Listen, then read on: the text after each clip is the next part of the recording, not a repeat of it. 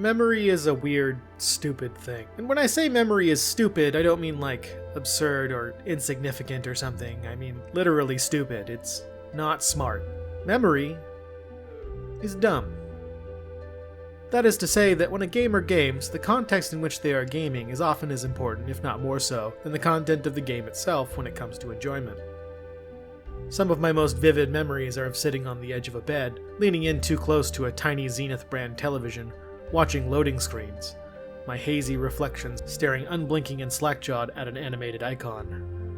The liminal state of my expectation is so deeply scorched into my remembrance organs that the odds of my final thoughts being this spinning weirdo are non-zero. So rarely does the anticipation of content, in lieu of content itself, press the metaphorical treat button in the Skinner box that is the modern experience of media. But memory is not immutable, and should be examined if it is to be a source for your own opinions on things. This is the whole thrust of my experience here on this platform, you see. Is a thing I like really something likable in a broad sense? Almost always no, but here I am to try and get my points across anyway. This time is a little different, though. Wait, hang on, Alright, and there. This time is a little different. I have been sort of precious about how I think about previous games that I've covered because of a certain emotional attachment to them. They were important to me for whatever reason, so I didn't really feel the need for historical context to be a big part of the discussion. But this time the game I played was so disappointingly low in quality that I had to know more about the circumstances of its creation. What allowed this unfinished, awkward, and ultimately mindless product to cross the finish line to distribution when it had been preceded by other games drastically better than it? How could I have remembered this thing fondly? I have an answer that we will come to quickly, but in getting context from my memories, I expanded my own horizons entirely by accident. Today we're looking at Eternalize, a tactical RPG released in 2000 and developed by Tamtam and published by Crave Entertainment. Crave was a small publisher that in the 2000s brought us Armored Core 2 and PAL regions and such hits as Butt Ugly Alien Zoo More Doom and NRA Gun Club. Mostly it looks like they did licensed games in their short tenure in the business. The game's developer Tamtam wasn't prolific enough in the US to warrant a Wikipedia page, and not a lot of information about them is readily available on the American internet. There's a Tenchi Muyo Tactics game for the SNES. This looks great, and it has an English fan translation. No, I must focus. So here it is, the reason I remember this game so clearly. The 95-second animated cutscene was so slick and cool to little me, I couldn't help but be stoked by the grand anime adventure that was so evidently in store. The cool guitar, the implication of coherent storytelling, characters. Anime as a concept was still new to me in the early 2000s, and I hadn't even read my first manga yet. Dragon Ball Z, Ronin Warriors, Sailor Moon, Gundam Wing, these were all the whole of Japanese media in my world, so surely the next thing I see from the Great Sunrise Land would be of similar quality, right? Fucking no it wasn't. My first thought watching this cutscene after 24 years away was, wow, this looks expensive. My intuition would prove spot on later on when you look at the credit sequence. Cold open to Balzar of the War of the Goddess getting killed by Vorles and his gang of similarly villainous goons. I was impressed as a youngin' by the anime-style designs of the character portraits. Then to me this was a mark of quality and rarity that was only amplified by the stills from what looked like an anime I could watch. I love anime! They take from Balzar something called the Soul Reaper, or maybe that's just the name of Balzar's sword and Wizard Harley Quinn just likes bloody Soul Reapers. It's not immediately apparent why any of these people are here doing what they're doing, but alas there's one more MacGuffin for the villains to acquire. The Ring of Domination, forged by the Red Eye Tribe. What does this mean? We will never really know very clearly. Some side characters speak in ellipses like your awkward uncle over text messages, until we cut to a kingly man who appears to be getting the news that this legendary hero has died. The music doesn't cut, so it seems like this is all happening simultaneously. The king sends his armada to defeat Vorles, who he explodes to the power of prose and screen shakes. Sure, it would be cool to see what Vorles did and how it destroyed the ships, but knowing nothing ahead of time, one would start to think this was a visual novel, an accepted format in which to tell a story. From this point I am confused, but surely I will know more later. We begin with a Scoopertesque gaggle of children's stereotypes who are searching a cave for a mushroom. But hark, a treasure chest. And it's just a little guy. Agatha tap-dancing Christie, that is a big one, and it is chock full of treasure. It would have taken a forklift to get it into this cave. The guy with the case of protagonist face, Luke, chides his scamp sister Elena for not rolling a search check first. Like most children, she does not have an instinctual fear of mimics. The nerdy one, Mouse, accidentally explodes the kitchen while unattended with the big red stone from the treasure chest, revealing a hidden room in Luke's home. Naturally, there is a treasure map here, making for a vague Goonies reference that is at least partially intentional, as we will soon see. It is time for 4 children to slake their newly minted treasure thirst. For some reason, the kingdom is called Gross. Gross! The first thing a gamer might notice is that there is very little tutorialization in this game. You are expected through the innate gamer virtue of curiosity to figure out the where, what, why, how of Eternalize. And I'm fine with this. I am, after all, the keeper of the 9 gamer virtues. What are the 9 gamer virtues? I'm glad you asked. Welcome to the first in my 9-part series titled The 9 Gamer Virtues, The Road to Spiritual Salvation. The first virtue, in no particular order of importance, is curiosity. Thank you for watching the first of my 9-part series titled The 9 Gamer Virtues, The Road to Spiritual Salvation. The false impression given by this first exploratory screen is that there will be many more to follow, with rich characters, world building, or side content to engage with. There are 2 such maps like this in the whole of the 12-hour experience of completing this game. The only interactable feature of those 2 maps besides canned dialogue are identical shops, where you can buy pre-packaged domestic violence in the form of your father's instructive embrace. Our journey takes us north to the, to the Goondocks. What better way to pass the time in the harbor, waiting for ships to arrive? This moment arriving at the haunted house cements Nicole, the Nelly wannabe, as our Fred and firmly plants Elena in the shoes of the iconic hound, Scoobert Dubert. That definitely makes Mouse Velma and Luke Scrappy. There is no Shaggy to be found here. It's time for our first battle. We must slay 2 slimes and 2 Temu brand cinema rolls. Much like other contemporary games in this genre, your party gains experience not just from victory, but from just hitting the enemy. Fallen enemies will also drop treasure chests, which can contain equipment. From this first fight, I get 3 wooden swords, but I will find later that I only have 1 character who can even equip weapons, so I wonder why I would need 3 backup bookends. In a bid to curb his overstimulated nervous system, Luke does some calisthenics to celebrate his victory. After the battle, we are in a cave. Why is there a cave in this haunted house? I understand that we are probably meant to fill in the blanks ourselves, but the lack of exploration is already a continuity issue, just like the problem from the beginning cutscene. From this position we can hear the ocean and seagulls despite being supposedly underground or deep in some hidden pirate cove where someone has stashed an entire warship. There are corpses in wedding attire. Probably a man who died in battle, says Mouse, about the upright skeleton in a tuxedo. Mouse remarks that the clothes look pretty new. Did someone come in here and dress them up post-mortem? Along with another giant exploding rock, the gang finds a letter addressed directly to Luke and Elena in handwriting that Elena recognizes as their father's. Bewildered, Luke wonders how this is possible, since their father is dead. Our precious boy does not understand linear time. Luke surmises that these weirdly dressed skeletons may very well be their parents, raising even more questions. How would their deceased father know that Mouse would explode a hole in the place where the location of the ship was hidden? Why wouldn't he just leave the letter in the hidden room in the first place? Ah, there's our MacGuffin. The Ring of Domination is what we need to fight Bashonen Voldemort, an enemy Luke and the gang are not at all aware of yet, and for some reason magical puppets are mentioned. Wonder what that could mean. Fred here is over it. The magic of finding a mysterious hidden warship containing a letter from his friend's dead parents bores Nicole. Fate of the world? Impending darkness? Nah, let's go home. I suspect he is simply jealous of the rest of the cast's ability to read. Mouse, the ultimate scientist, has uncovered the rest of the hidden meaning behind the mysterious letter. Chucking rocks at the puppets turns them into Pokemon, but only if you have red eyes. Surprise! Luke and Elena are each, respectively, the chosen kid. These creatures are called magical puppets, or Mapimon, or Pappets, interchangeably throughout this narrative. Our first magical Papamons are the mascot character Mizkyu and this little Mareep-looking fella. Give it an order. Go, kill for daddy. Red-Eye people sealed the goddess of destruction, and the making of legally distinct animal mascot characters has alerted the villain to the Red-Eyed tribe's reawakening. How? This is a mystery that will haunt us all forever. The gang deliberates on what to do next. I don't know if the letter is reliable. Homie, it taught you about magical puppets and was written by your dad. You found it in a warship inside a house. Nicole is already bored by magical puppets in Destiny and similarly doesn't know what to call these things. Time to ask the mayor if we can go into the woods. We barge into his room and convince this very religious man that we can trespass on holy ground because Luke is for sure crazy good with a sword. No need for a demonstration. The first battle alongside our puppets is a 3v6 in the Lost Woods. The first 2 fights go by pretty quickly, and by the third fight the enemy HP values are starting to look like more of a problem. The enemies demonstrate some intellect initially, sometimes destroying chests that their comrades have left behind. This might look like I am being forced to make choices about pressing the attack or preserving my rewards for the end of the battle. This might look like thinking is a key aspect of this tactical RPG. Bull hockey. Enemies move basically at random and attack whatever hit them most recently, or in some cases will simply not attack at all. This is our first opportunity to use jewels in battle. Not only do we use jewels to create and upgrade puppets, they are also single-use spells that are poorly described. None of the abilities in this game are described especially accurately, in fact. Some will vaguely imply a degree of violence from minor to major, and the element system barely seems to come into play. Some abilities have descriptions that say, same effect as another non-specific ability, that I guess we as players are just supposed to know intuitively. After a couple fights, Howard the Duck steps to our mighty crew to inform us, with words, that he has been waiting for us. Apparently, some puppets can not only be given the mysterious gift of movement and obedience, but they can also be granted souls so that they might speak human language. The thoughtless, empty expression of my companions has a new and more horrifying context. What lies behind that void of apparent sentience? Is it only the malice I imbued it with, or is it some terrifying notion, a desire? In any case, we must prove our worth to the ensouled water fowl. During this battle, I learned that jewels can be used to set traps for huge damage. This will be important later, but for now, the enemy falls before our mighty orbs.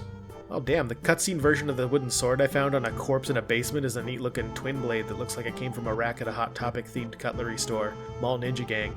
The angry duck, satisfied by our puppet show, lays some exposition on us. Luke and Elena are the descendants of a tribe called the Eternal Eyes, who possessed the ability to animate soulless objects. The Eternal Eyes were so cool and powerful that some king got mad and summoned Luna, the goddess of destruction, to take their powers for his own. Yada yada yada, the Eternal Eyes seal her away after she wreaks havoc for a while. For some reason this makes the Eternal Eyes feared and hated and eventually oppressed. Yada yada yada, Luke and Elena are the last ones. Duckman is running out of juice and tells us to go talk to another talking puppet in Vlado. Next, I get to horse around with some puppets to see if I can grok this wholly unexplained system. To the kitchen hole! We got a freshly empty husk so we can make a fresh pappet. There are 6 colors of jewel to choose from, each divided into Holy, Beast, Wisdom, and Power, and I have no idea what this means. Using a jewel on an empty puppet will evolve it into a new creature, and from there you can teach them new spells or evolve them further by feeding them a different combination of jewels. It does not deign to remind you what each jewel teaches or into what new abomination your little pals will transform. This is left to your memory and maybe even to random chance. Evolving your crew to higher forms of hideous cuteness happens at certain levels, with evolution not being a scale directly upwards, I guess. Combinations of certain jewels can evolve you into previous potentially weaker forms. There is much trial to be had, and as a result, grave error abound. There are supposedly 4 or 5 stages to each puppet, but I couldn't figure out how to evolve past the 2nd stage, even with the help of a poorly written ancient guide. I just keep teaching my puppets new abilities, which effects I could not possibly fully understand over the course of the playthrough. Oh, we can rename him. Let's give this guy a strong name that will carry the weight of my ambitions. Alright, perfect. And I will dub this guy Lil Reap. We arrive at the Hall of Dolls, where we are greeted by another talking puppet. Apparently this mansion can only be entered by Eternal Eyes. For some reason, though we are welcomed openly by our hosts, we must fight our way to more exposition. In these fights I learn an important mechanic. A character fully heals when it levels up. This will be a key component to future victories, allowing me to eschew basically any items or healing magic except in the most desperate of times. Just keep swinging until number go up, and all will be right. The first fight in the mansion presents a spike in difficulty. Our team is much lower level than the opposition, causing Lil Reap and Ibrahim to fall quickly, and leaving Luke to clean up the mess with a narrow victory. Afterwards, I learned that slain puppets are returned to their empty base forms but maintain their level. You keep the equipment as well, but the puppet forgets all of its abilities. If you don't remember which jewels it took to learn the abilities you like, then the puppet is an open canvas yet again. I command you, vessel, become Peepo! We evolve Ibrahim and Lil Reap as part of our experimentation and carry upward. A couple fights later and our boy Peepo becomes a nonplussed Eggman and then a cool tusked dog. This dog will be our anchor in the hours to come. Lil Reap goes bug mode. The ghost of Ahagao's past at last delivers his approval once we reach the zenith of the spooky dollhouse. We get an item from him that reverts puppets back into their base form. Seemingly satisfied with the juicy 5-course nothing meal of exposition he has served, Luke goes home. Chapter 4 brings an attack on Gross Castle once the gang returns. Gross. Vorlus is a traitor. I thought we knew this when the king attacked him from the exposition dimension. Luke receives a summons from the king, for some reason, and Elena yet again hangs back. We rush over to the castle and prepare for battle. I accidentally returned Lil Reap to his original form, ending his buggish existential sojourn. Welcome home to class Mammalia, little man. My team now beginning to do huge amounts of damage in close combat, I am mostly just throwing gems at them to increase stats and learn random magic. The gains are very small from this, pale in comparison to the huge jumps in output the various accessories I can buy. Now there's some damage damage. Ibrahim kills most things in one hit starting from here until the end of the game. Look at this guy, he is just not having it. Vorlis has arrived to fight the king and mentions another MacGuffin, the Regalia of Knowledge. The Regalia of Knowledge has been previously unmentioned, and Eternal Eyes will not belabor the point with such trivialities as context. The king is slain. Elena takes a sword-shaped bullet for Luke after refusing Vorles's offer to join the dark side. Get into the fridge, Elena. The evil gang just leaves. You would think a group powerful enough to slay the king in his throne room would stick around to run the joint, but no, apparently the king's soul was all the evil gang needed. The princess, Orange Fanta, tells us there is a way to save our mortally wounded motivator. She sends us back to the Lost Woods to speak with Lil Nas. At least give the fucked up puppet workshop a doorframe, guys. I've seen your income from these fights. You can afford to hire a contractor. The squad now has access to the SFD. Wink. An item that lets us revert puppets to their inert form. I imagine if I understood the evolution system at all, this would be a handy tool for making the kind of team I want. But I can't foresee me riding into battle with anyone but this stalwart, bug-eyed weirdo, so we refrain from using it. We have to name our new wolf, however. There we go. We're back in the Lost Forest to fight in the Nether regions. Maybe we'll encounter the first thing in a while that doesn't fold to my card, man. Oh, okay, never mind. Around now is when I start to feel that wasting my time is a main feature of the experience of playing Eternal Eyes. There is no strategical variation to be found, just endless waves of weak enemies arranged in different and meaningless patterns, lined up solely to be punctured by my Alice in Wonderland reject Pokemon. These goblin creatures are cute, though. Into the corpse trench with you. We meet Lil Nas F here, and we get 2 more MacGuffins to pursue. The Rod of Life and Angel Blood. Great! Something to point out from here on is that we have not seen a single one of the MacGuffins. They are mere textual, conceptual ideas of MacGuffins, and their ownership is transferred by word alone. No item in our inventory, no cutscene, no still image. It is there, I promise. Nextly, we get a brief scene where the future bosses convene about their mission, which is apparently to summon an army of the dead. Cool, fine. Next chapter. This is the first time I have thought to return to a previous location without the express mission of puppet violence. We head to the Goondocks and start talking to people, and what's this, world building? Such novelty. But I am here to do some shopping. Upgrading our accessories will keep our boys fighting What is this? Wrestling pants. Wrestler pants? When I saw this for the first time, I sat stun-locked by this for minutes, but I think I reasoned my way through this. So just kind of stick with me here. Not a translation error like you might think. Hear me out. Wrestling pants are pants you wear for wrestling. Wrestler pants, those are for wrestlers. No wrestling required. I mean, you can wrestle if you really want to, but not a requirement outside of being a wrestler. They didn't ask for my ID when I bought them though, so really anyone can pick these up. Kinda like how you can just buy a black belt on the internet. People make a lot of assumptions if they see one. Like these pants, these wrestler pants, they boost your morale in a different way. Off to another named location without context. We did it! 10 or so fights later, we have a Rod of Life, and we head back to the throne room to talk to Princess Fanta. We still need angel blood to heal our sister, but gasp, the princess is an angel. But we need the Regalia of Knowledge, which Vorles stole from the king to help her do the ritual that will allow her to become one. Guess we gotta go find Ceres and get it back. Nicole and Mouse are eager to help. How?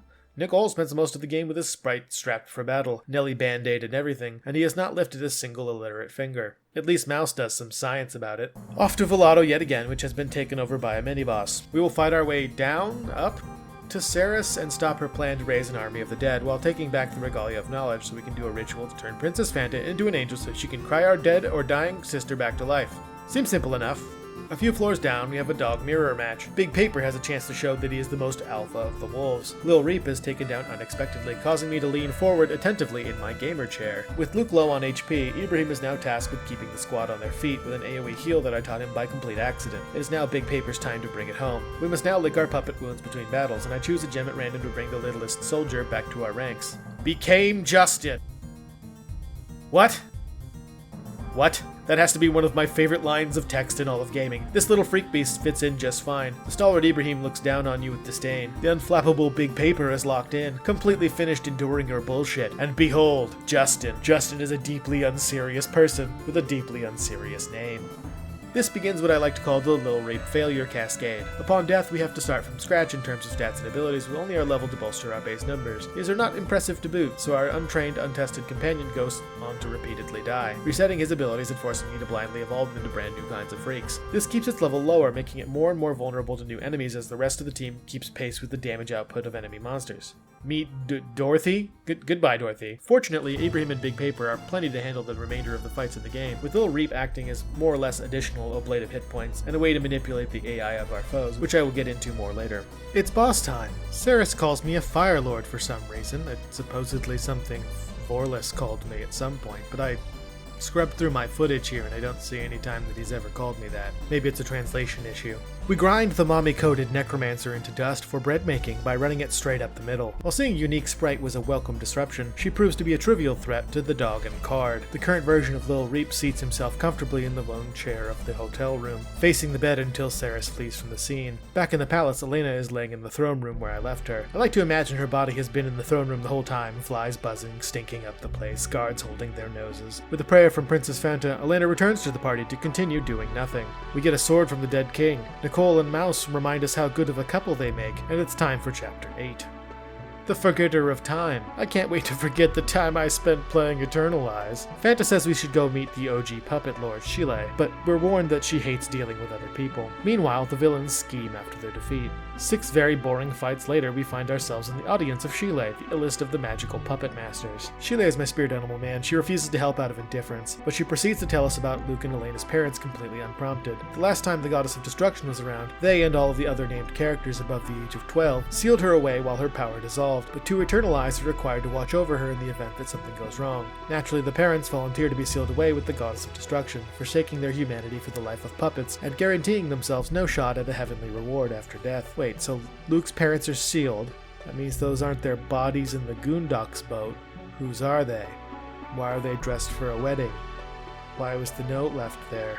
Chile imparts her memory on Elena, whatever that means, in lieu of offering meaningful help, and we cut back to the throne room in Gross Kingdom, where a mini-boss is killing yet more guards unimpeded. Pigtails kidnaps Princess Fanta with the intent of using her body to summon the Goddess of Destruction, and we have our endgame plotline. Vorlas has destroyed all of the ships to prevent our chase, but there is one ship he didn't know about. That's right, the Goonie Galleon under the old house from way back in the early chapters of the game. Elena fills in one of its many plot holes here, and lets us know that the bodies they found in the ship are their mom and dad, and she knows this because she has Chile's memories. Chile dressed them up in cheap wedding attire and arranged their bodies here rather than, say, bury or cremate them. After a moment the ship starts. You know, like how sailing ships do. Why not Elena too? What does it mean that it recognized anything? No time for questions. All aboard. We arrive to find Vorlas's plan to use Princess Fanta as a host for the Goddess of Destruction has failed because she has awakened as an angel. Sure. Okay. 10 agonizing floors of fights later, including one more death in the Lil Rape failure cascade, and we come to a boss fight. The fights up until this point have been trivial thanks to my discovery of some interesting AI behavior. The AI will almost always go for Luke unless a puppet draws their attention, so using careful placement of my team after laying a jewel down as a trap, I can guarantee that I do massive damage and end the enemy turn when they step on it. We run into the sub-bosses trying to gang up on us. The collective goons get in one hit on me before I totally stun-lock them into space. After killing the first two, Pigtails spends her turns trying to run away, not even bothering to attack. I do believe in this. The next floor is against Ceres, who has taken on the form of a big burly man demon. Easy work. Before keeling over, Ceres tells us that the summoning of the goddess hasn't failed and that we should talk to Vorlas about it if we want to know more. We talk to Vorlas about it. He doesn't get in a single attack on our team. After defeating him, he retreats, signaling the beginning of the end. Wait, you with the evil power! What a line. At the top of the tower, Vorlas is stopped by 2 puppets, but these look familiar. They have haircuts. The mysterious parents of our main character appear and menace Vorlas. Luke doesn't seem super surprised to see his parents alive and not dressed for a wedding. We beat Vorlas for good during a scene transition. Our villain decides to monologue about his motivations, but ultimately reveals himself to be a big baby who just wanted recognition from the king for being the best at swords. Somehow this triggers the arrival of Luna, the Goddess of Destruction, and our final boss. I've spent a not insignificant amount of time on the runtime of this video mentioning that this game is for thoughtless baby children. I have set an expectation that this will continue to the end of the game, but viewer, believe me when I tell you that the battle against the Goddess of Destruction is singular. I was prepared for a grueling, skin of my tooth, no-nonsense, knockdown brawlathon to rearrange the guts of my expectations with ostentatious ferocity. I am here to tell you, dear viewer, that I was mentally engorged for the engagement of my think muscle to bring down what could possibly be the only challenge this game would ever present to my unstoppable puppet party. My dog growls in bloodthirsty anticipation. My freakish game man shuffles the one-card deck of his heart and grips tightly at his mighty spear. Lil Reap prays quietly that he does not have to meet Oblivion and relearn how to fight for the 6th time.